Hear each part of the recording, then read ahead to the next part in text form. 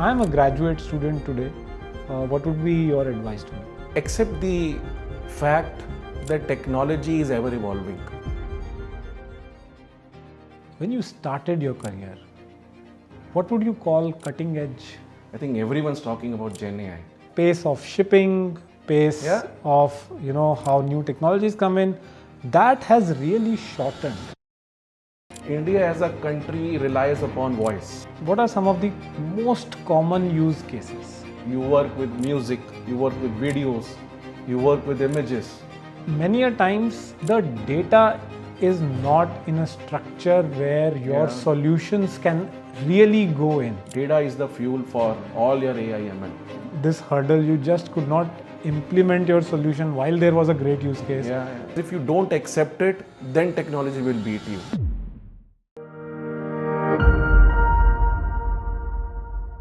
What we experience as technology is usually the final product. But the harder part is what happens before it reaches us.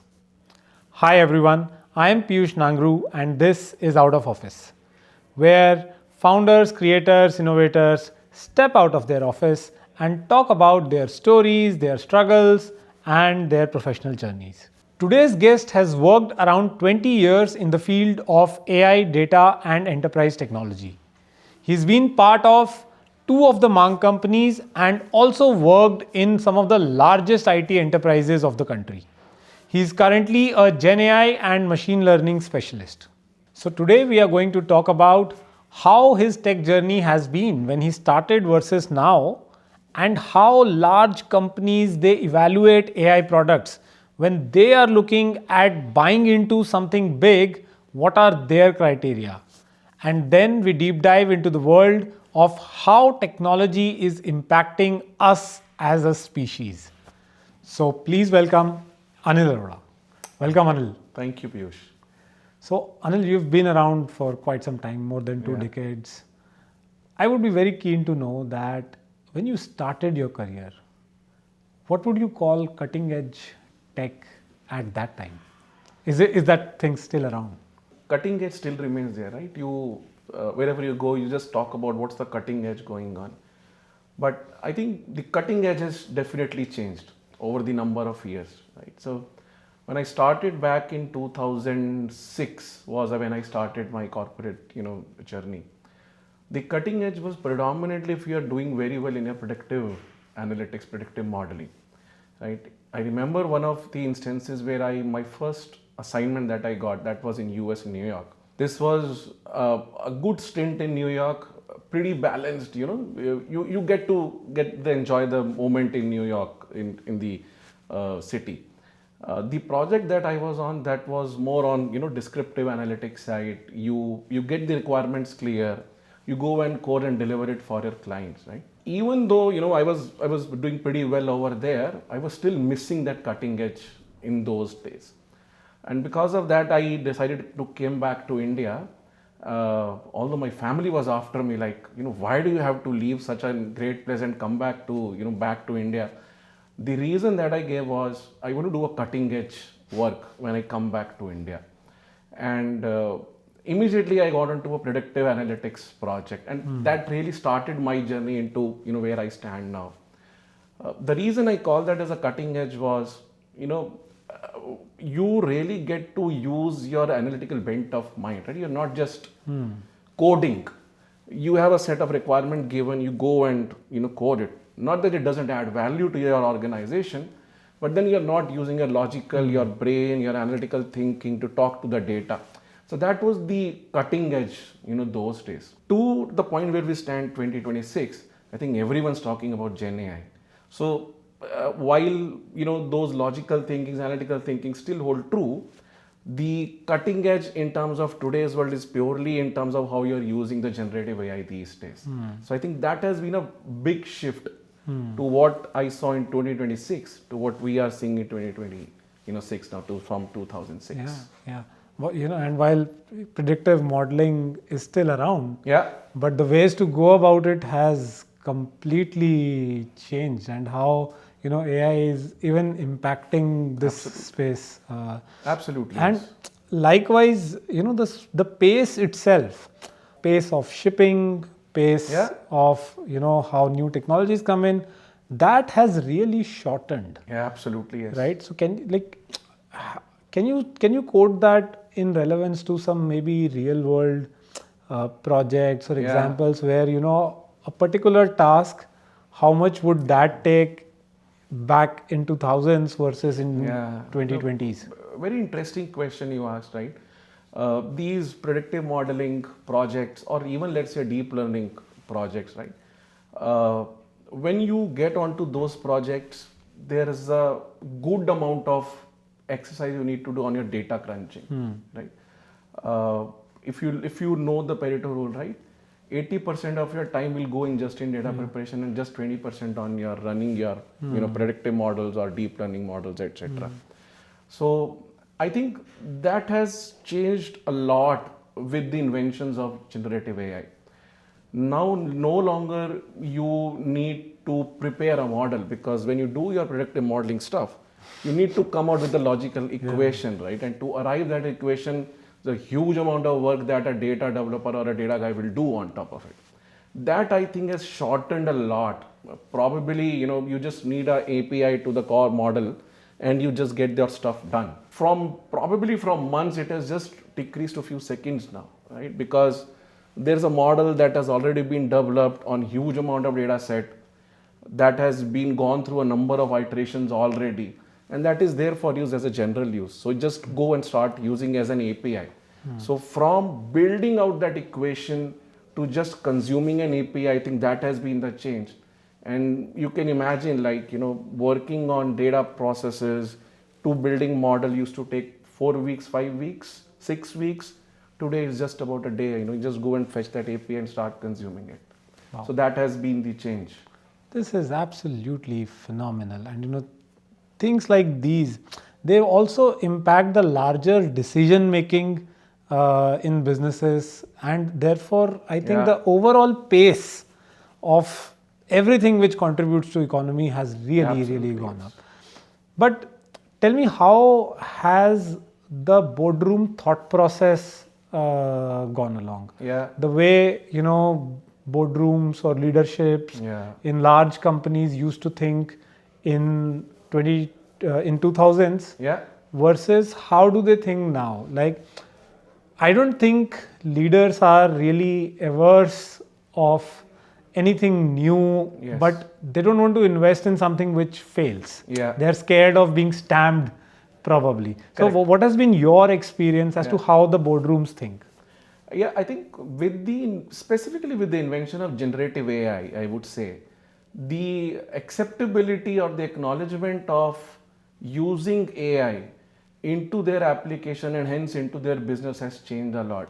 Back in 2006, or even if I talk about 2014s or 2013s, the acceptance was still not that great, right? I had painful days in making sure that these CIOs, CXOs do understand the value that advanced analytics, or so to say predictive modeling or deep learning, can bring value to their organization. And I think the reason for that is, when these predictive models were getting built, they were still at the back end. They were never on the surface of an application. Today, I have an 11-year-old daughter. She can go and chat with ChatGPT any day, anytime. So there's a real implication that every person on the planet can see now, which is making that mind shift changed altogether of the CXOs or the boardrooms. Now they know, yes, if I'm able to converse with a machine in a very natural language way, which was definitely not possible with your predictive models and deep learning models. So these are always at the back end to understand them, to realize them, that there's a value that will come. It used to take months or sometimes years. And hence there was an apprehension. The board leaders were always of the view that we know our business is well, right? Even if we go by a rule-based engines, we'll still be able to know what is going to work, what is not going to work, because we have got decades of experience with us, right? And hence this was never being accepted as generative AI in today's world is accepted, because of the fact that I personally believe is you can actually see the difference on your mobile phone. So I think that the acceptability has changed a lot. Organizations are picking up. They want generative AI to be featuring some way or the other in their applications, depending upon what problems they want to solve for.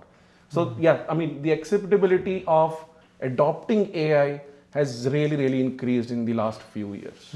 So Anil doesn't only have to work with external clients, internally भी काफी selling करना Of पड़ता course, internal sell होके आप external में जा पाते हैं. So yes, you do that. Okay, but when someone says that we are into AI, we are doing something in AI, how do you really separate the wheat from the chaff? How do you know that are they really deeply integrated into the ecosystem, or it's just a PowerPoint being shown at town halls?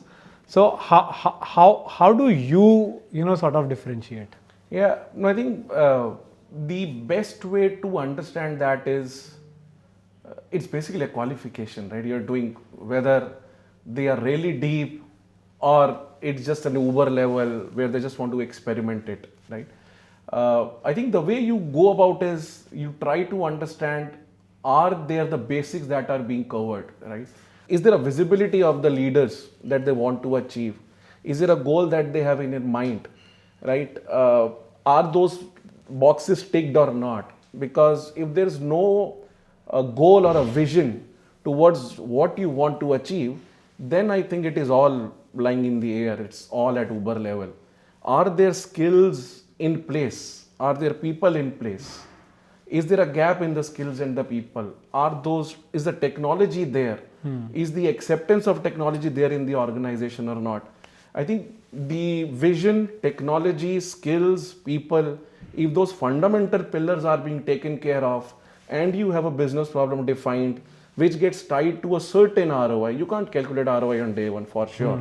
But if you have a certain idea in your mind that, this is going to be my ROI and this is why I'm going to target this business problem, I want to solve this, then I think you have your, boxes ticked. And once those boxes are ticked, then you pretty much know, yes, the basics are being taken care of. It's just about, working together and, taking an organization to the next level. And when you interact with these enterprises, what are some of the most common use cases? I think now the use cases are, it's not inclined towards one or two. In 2024, specifically in the generative AI side, those were more inclined towards, RAGs, which is retrieval augmented generation processes, where you go and chat with your data and you get answers from it. It's easy to understand, relatively easier to build. But with the advancement of the models that have come now, right? It's a world of multimodality. You just don't work with in text as your input. You work with music, you work with videos, you work with images, all as an input. Yeah. So your thinking, your vision of solving multiple problems has increased. It is not just related to chat with the data, which was a core of generative AI in end of 2024. Now a lot of organizations are trying to invent making their voice bots, as an example, right? India as a country is never into a texted mode. India as a country relies upon voice. Yeah. So, and the reason being, not everyone is savvy. They can't write in English or Hindi or whatever language. Everyone prefers their own languages, but everyone can speak in their own native languages. And hence, voice has been a medium for India. Yeah. Because of the diverse country that we are, right? So having a voice capability built into the system is one of those the use cases that organizations are trying to build. RAGs, chat with your data, is as any which ways there. And then there are horizontal use cases which an organization is trying to solve for. Employee productivity is definitely one that everyone is trying to solve for, because no matter what you are in a business, there are employees in an organization and you would definitely want to increase their productivity. Now, whether you want to increase their productivity in terms of searching for any new employee comes in, as an example, in your organization, right? And a new employee will have a hard time in understanding the policies, processes, What if there's an application that's being built and you ask questions and you get exactly the right answers? So this increases your productivity. You're not looking for answers at multiple places, reaching out to your colleagues. You have an application, type it out, get your answers done. You feel comfortable in an organization. You feel, things are working well for me. There's a mental peace that comes in with this, right? So all these employee productivity, ensuring that your employees are skilled. You can't have a mentor or a coach or a tutor for your one employee every day, every time, right? So you could go and build something like a guru. Application could be called a guru, and that guru can answer your questions on a subject that you want to get trained upon. So these are all part of employee productivity. And then there are organizations trying to solve their own use cases in whatever domain that they want to work upon. But broadly, these are the use cases that organizations want to try with. Interesting. And so it's definitely progressed much ahead of it just being a buzzword. It's no longer Absolutely. just Absolutely, yes. And do organizations have a real fear here, if that may be the right word, to using models which are large language models, and directly as a layer interacting with them? Why do they really want to stay within their organization? To me personally, whenever you are going to adopt or try to build an AI application, security has to be your day one job. You can't have your AI applications built without giving a due consideration to the security. Security can't be your back seat. It can't take a back seat for sure. If that has taken a back seat, then I don't think there's enough thought has been given to the application that you want to use in an organization's production systems. You certainly don't want कि आपके data पे मतलब models train हो रहे हो. Absolutely no. You need to have those guardrails built in your applications. Is your data going out, not going out? Is the data resides to my data center or not? Or if the region that I am comfortable with, a lot of banks, a lot of telcos, insurance organizations, they work within the controlled environment. They have to, right? There's a IRDA, right? There's hospitals. They can't afford to have any data leaked, right? And which is why these organizations are very, very specific in terms of, the technology that I adopt, whether that is technology A, B, or a C. Is that technology giving me a foolproof data security or not? So that should be your day one job. Yeah. So data brings me to another point I think I missed.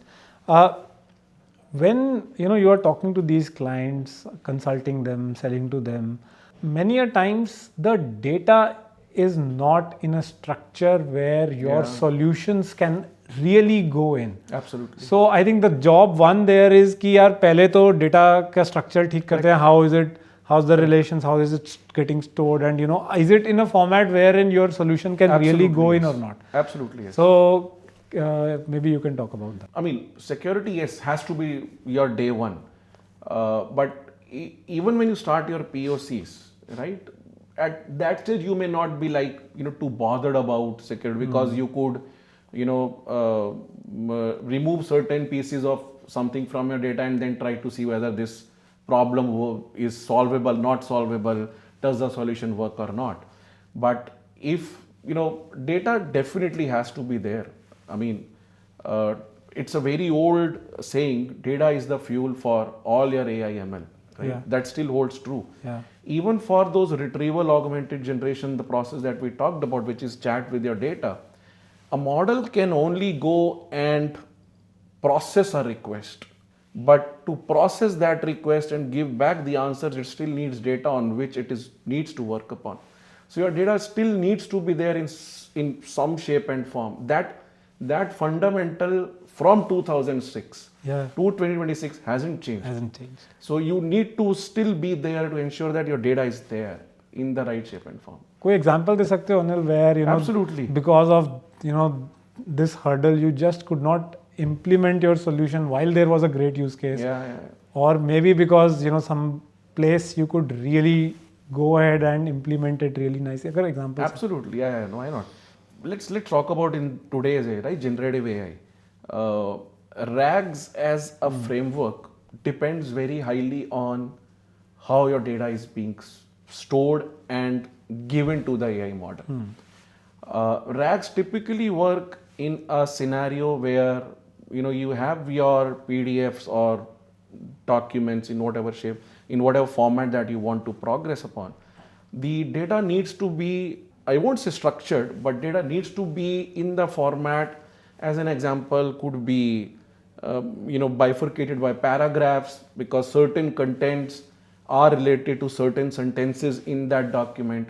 So either you will cut your data in the PDFs in a shape and form such that a computer can understand that, right?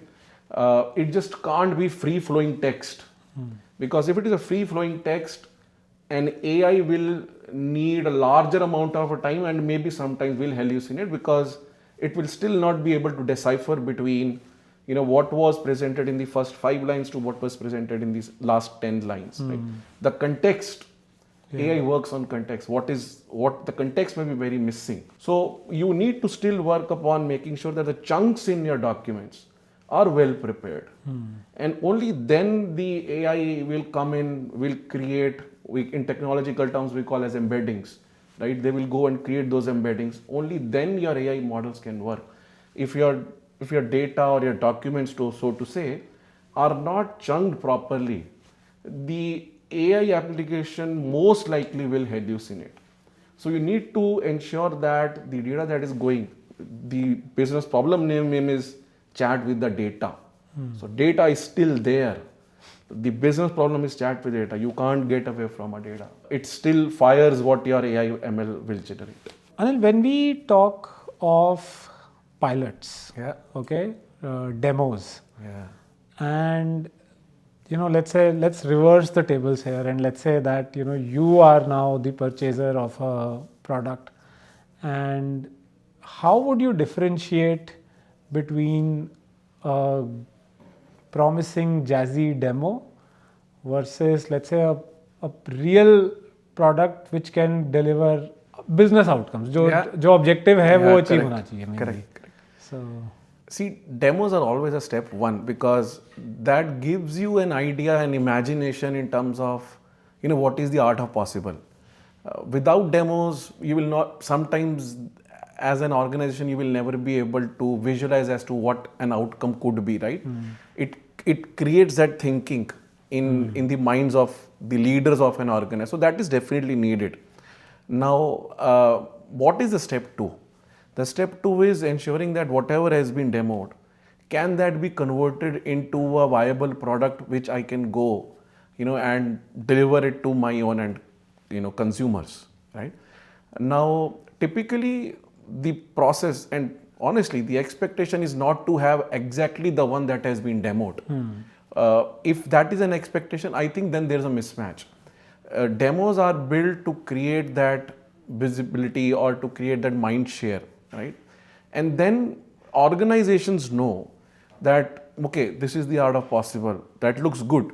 And then they try to take a step back and see what is their thinking, what do they want to achieve, and that could resonate with what a demo has been made. Now the step two is, how do I ensure that the product that I'm visualizing while I'm looking at the demo, how can that be converted into my viable product?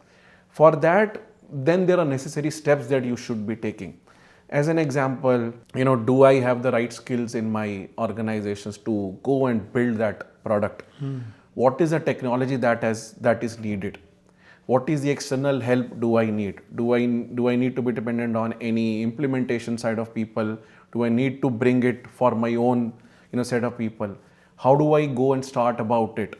And typically organizations start by looking at rolling out one level of their product to a closed user groups. In case their product is for their end customers or consumers, they sometimes roll it out for their own internal employees, because that gives them a real time feedback, plus it gets filtered if there are any nuances that they can possibly encounter when it is rolled out, right? So that's the way the organization typically approach, by rolling it out to a CUG groups. see what is the feedback, are there any improvements needed. And once those feedbacks comes in, because then you are talking about not a standalone demo, you're talking about rolling to, let's say, 5,000 odd. So your scale automatically comes in. Yeah. Right? And your security automatically gets baked in, because out of these 5,000-6,000 people, if there's a security leak, this is going to happen within those 5,000-6,000. So these you start getting nuances. Right? Your security is there, your scalability is matched, whether the feedback of the people about the product is good or not, and then you go and gradually scale it. Yeah. But when you are selling to enterprises, it's often more than one stakeholder. Yeah. As a seasoned professional, I'm sure you figure out who's the gatekeeper, who's Yeah. the decision maker. So do you try to align your product objectives to the right stakeholders? How does this dynamic work? And typically, how do the different stakeholders impact the decision cycle? Yeah, no, I think one thing that I've learned in my life is you need to cover all the people in the room. That is something I've learned it. And I've learned it both in a software way and in a hard way as well. The demand for a product that may come from a product team, right? How does this impact to the users in that organizations could be very different, right? You may have a CFO who may still not be able to buy in with that idea and may still not sign for the budgets for that product. You may have a CTO who will say that, whatever technologies you are going ahead with, there are certain nuances and I can't figure it out, so let's not go ahead with this. So a very hard way I've learned it is you need to keep everyone in the room happy, in a sense that everyone is onboarded with what you are going. You have to give some win to everyone. Everyone. You need to be there for everyone in the room, because you never know what's going to happen at the end of the day. Even if your POCs are successful, demos are successful, your product leader is say that, wow, this is the product I want. If there's no budget, there's no one who's going to buy it, right? So one thing is definitely keep everyone in the room onboarded. And many a times there is that, stakeholder who's not really able to spell out that what his or her actual business needs are. And it's not that कि वो बंदा आपसे conceal कर रहा है, but what the person is spelling out versus what are the actual business needs, subconsciously they are not getting right across communicated to you. So how do you really get to that pulse कि यार actual जो business need है ना यहाँ पे वो ये है. Right. So I'll tell you one example, and I think this has happened many a times. Sometimes what happens is organizations, and specifically an entity in an organization as an example, right?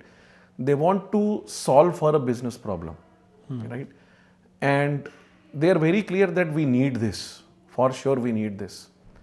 No matter what it takes, we really need to build this because we see so and so advantages of doing this, right?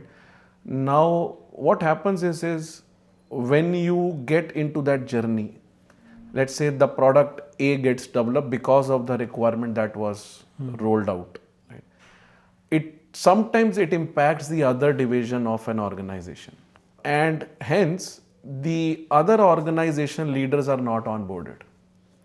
So you are placed in a very, very tricky situation. The other organization being your other clients. I mean, it could be the same organization. Okay. It could be the same other department.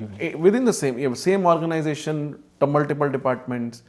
So you are at a very tricky situation. On the one side, you clearly know that there is something that can be built with AI, and then the product that you are going to build may or may not impact negatively sometimes to the other department of an organization.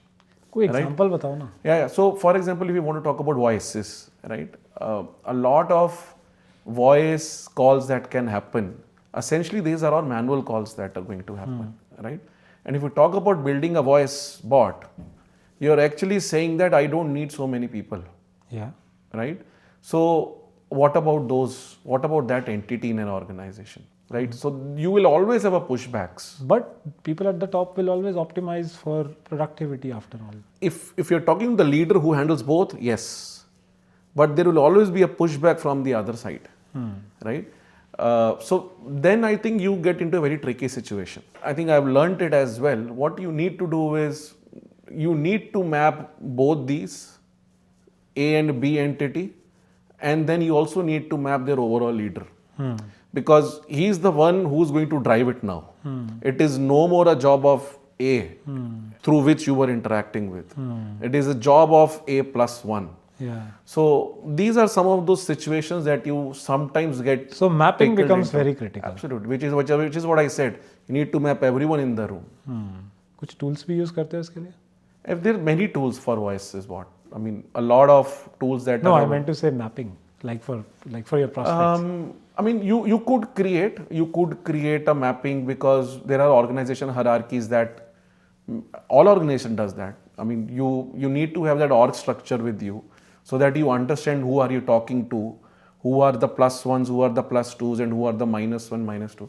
So I think a lot of organizations use org structure to ensure that you are covering the room. So that's something is very, very fundamentally available for all organizations in the industries. Taking this conversation to the future. Yeah. Today we call this as AI strategy Right. for an organization, right? Do you think this will become pretty BAU and would rather be called as business strategy later, because business तो AI के साथ ही होगा? Like will it become synonymous to this is how things are, as we concluded कि यार ये this is not blockchain, this is now Yeah, here this is to established. This is here and it will stay. I mean, BAU is, I will say, still far. You will call BAU as something which is going on every day, every time.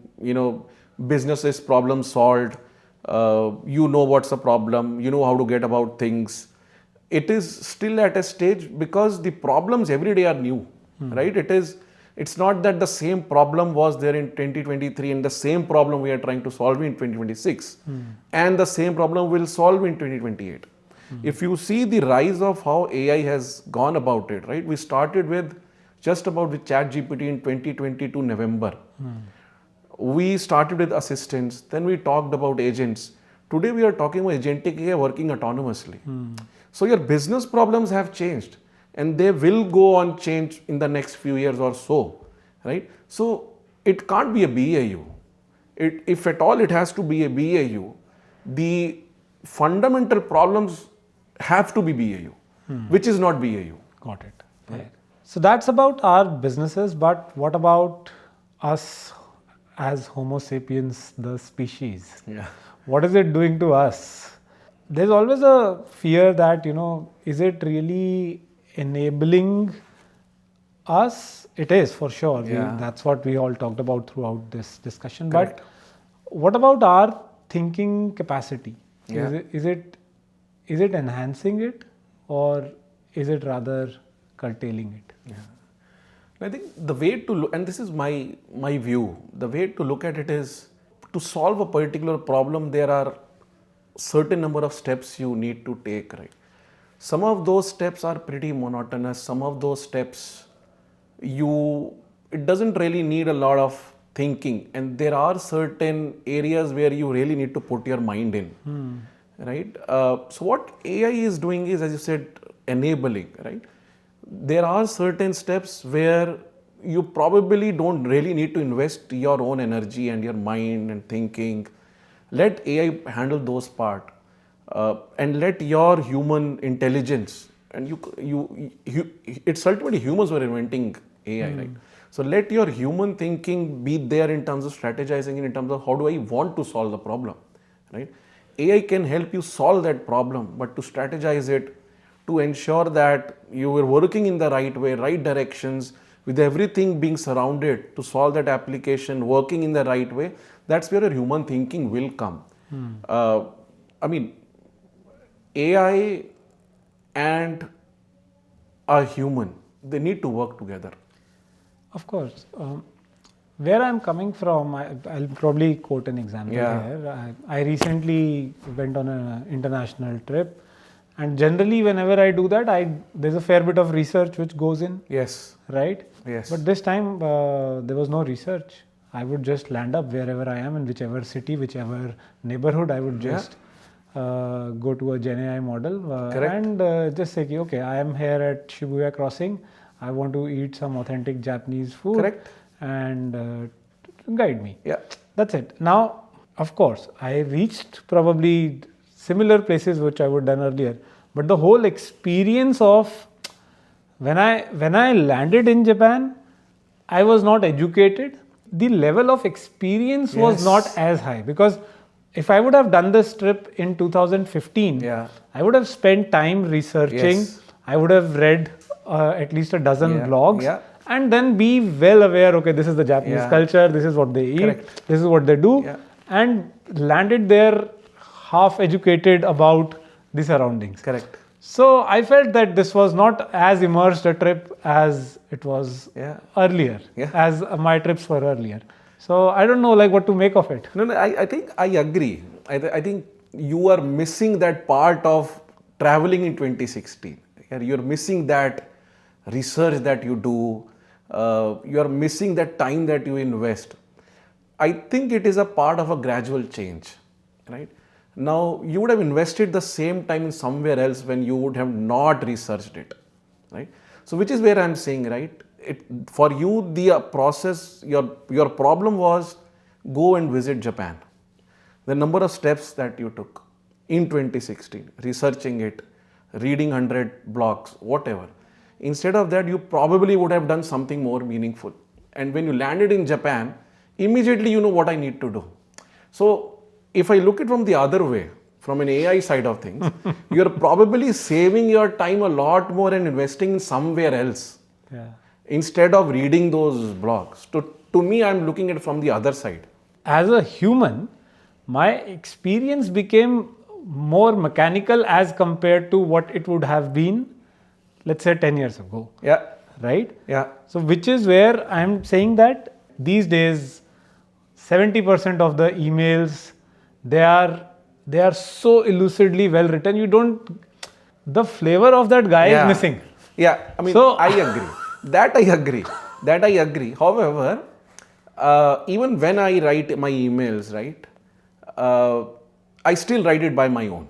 Of course. I don't use AI for writing my emails because number one reason, AI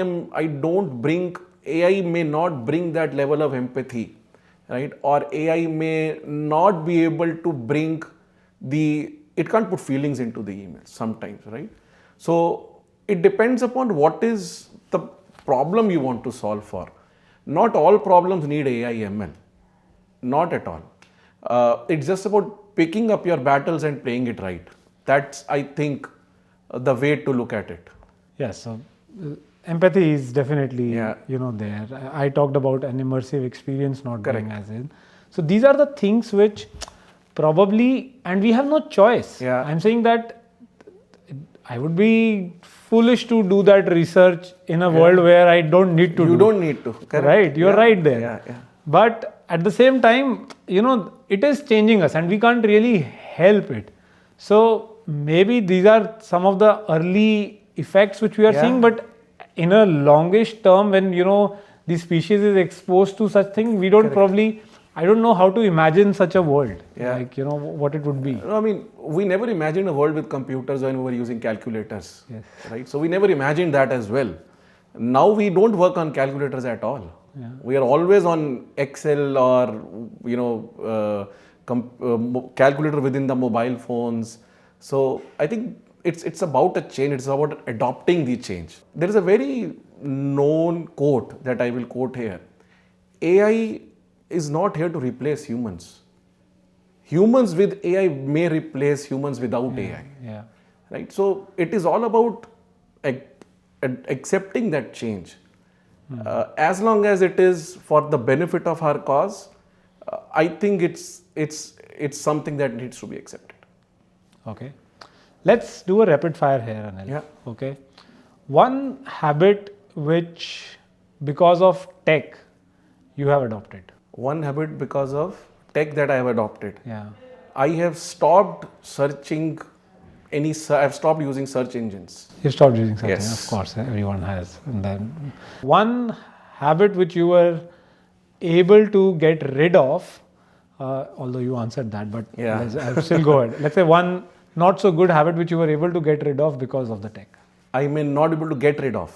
No, you have gotten rid of, which you also wanted to get rid of because of tech.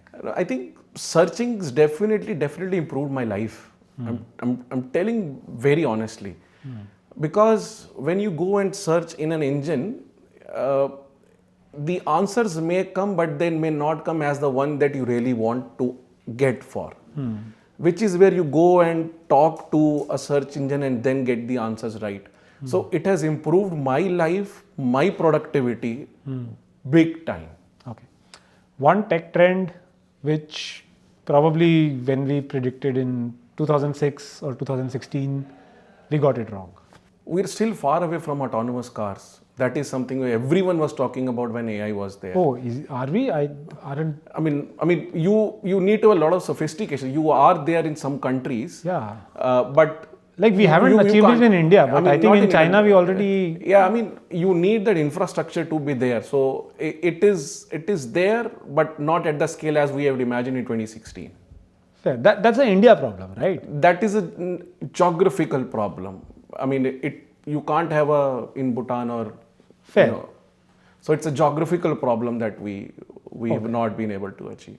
Do you think human connection, the value of a human connection, is it going to go up or down with the advent? I think it will still remain. It will still remain because if you talk about voice bots, it is ultimately a machine who is conversing with you over phone, right?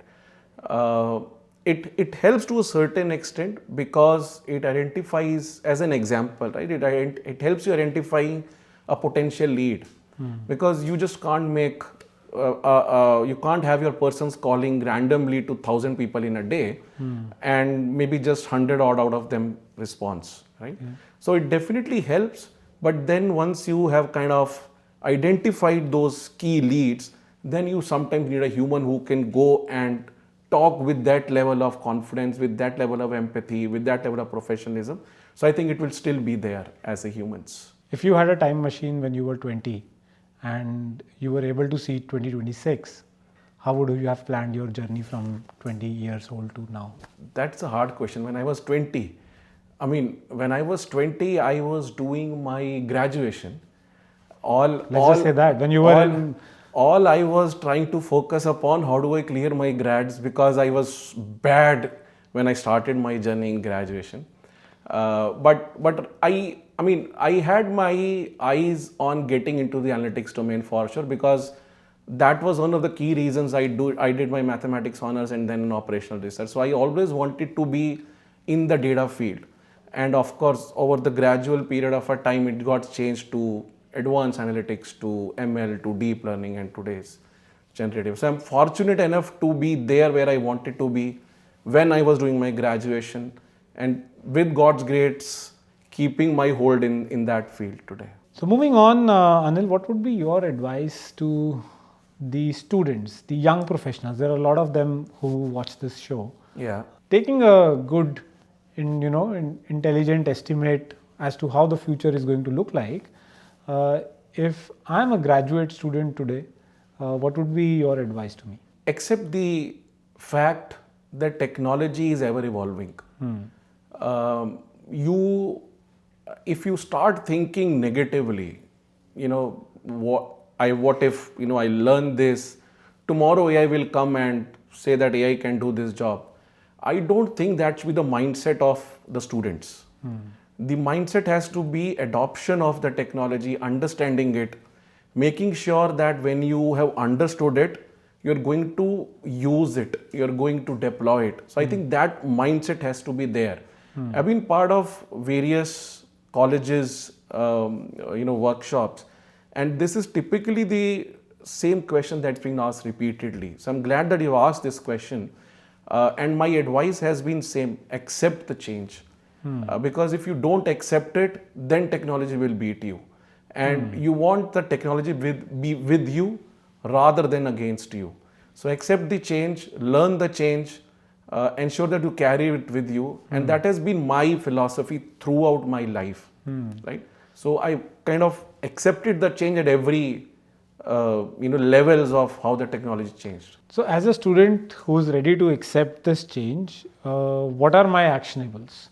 What are the skills I focus on? What are, how should I prepare for the world in a more actionable guide? Yeah, if specifically, I mean, of course, it depends upon what your curriculum is. Let's talk about maybe if it is AI, CS education. Yeah, if it is computer science education and AI being one of your subjects, definitely you should focus upon what's being taught as a part of your curriculum, because that is the fundamental, that's the base. You can't get away from that. My advice to students will be, start understanding the concepts beyond what is being taught as in your curriculum. And there are multiple resources for you to start with. There are multiple certifications that a lot of organizations are giving you. In fact, my friends, sons have all started reaching out to me saying that we are entering into our BTech. What do we do? I've given them a numerous list of books that they can read. I've given them a numerous list of certifications that they start doing it, because certifications do add value. A student who has not done a certification and a student who has done certification in the same course, you very well know who's going to be better placed in the market, right?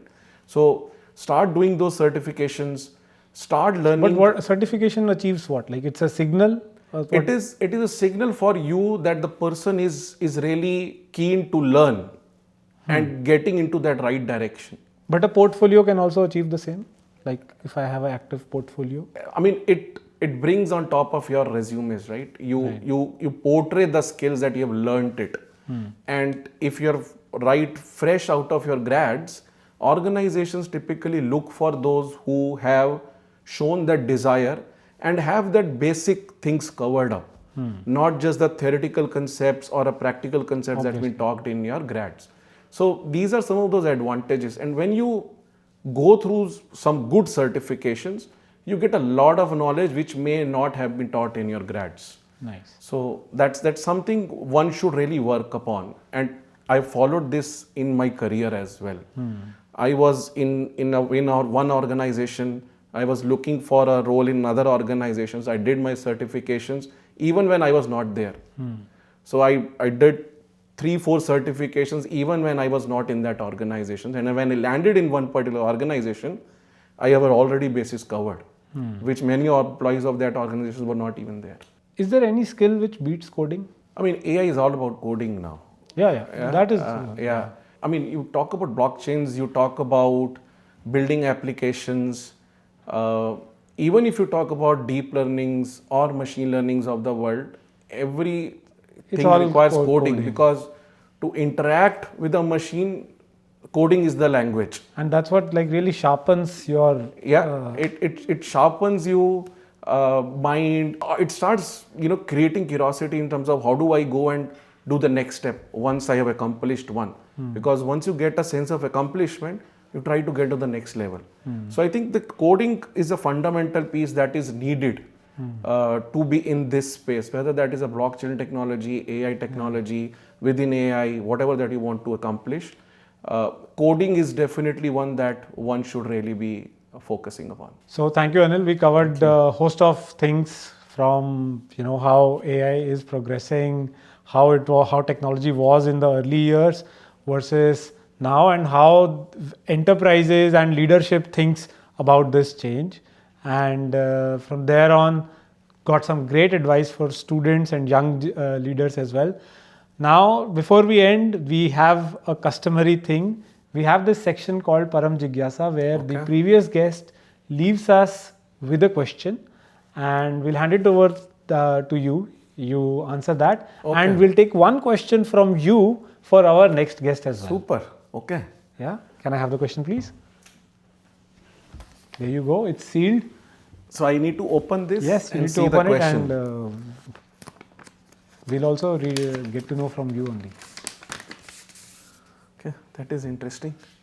The question is, what do you think is the role of ethics in business, and how can it be implemented realistically and meaningfully in a firm? Please share examples from your journey. Okay, I think it's about the role of ethics in business and how it can be implemented realistically. I think it's an excellent question, because this is something that I have relied upon ever since I started my career. I've given ethics as my number one priority, because if you're not honest with your work, if you're not following the right ethics, I know there are challenges in any organization that you work with, but if your ethics are right, if you're honest with your work, if you are sincere, hardworking, ensuring that you're working in the right way, you will ultimately land up where you really want to be. So, holding ethics is one should definitely have it on every single day of your job. It is non-compromisable. You can't compromise with your ethics. Practically, how I have implemented is, I have been a person who has always followed the guidelines that are there in any organizations that I have worked with. Be it, like, for example, ensuring that, if I have committed to a particular project with a certain timelines, and I make sure that I'm there. I generally hate missing timelines. Yes, there are instances that can happen which may not be in your control, but I don't like missing timelines as such. So that's an ethics that I've always carried. Respect for your team members is, I think, the second ethics that I have. And I ensure that I give the due respect to my team members. Of course, to your bosses, you always give respect, right? But to give respect to your team members, to your juniors, make sure that they are comfortable in their working environment is something that the second thing that I always carry as a personality in wherever I have worked. So respect for colleagues, respect for your bosses, respect for your juniors also is something that I've always carried forward in my, and I will carry it for sure. Thank you, Anil. We will now take one question from your side as well. Okay. Can I have a pen? There you go. Thank you very much. Thank you, Anil. It was a pleasure having you. Thank you for having me here. And fun conversation, lovely conversation. Wonderful speaking to you, Piyush. Thank you. And to everyone else who learnt a thing or two about AI, tech, or careers in general, this is what Out of Office stands for. This is Piyush Nangru signing off from Out of Office. Until then, do step out of your office once in a while.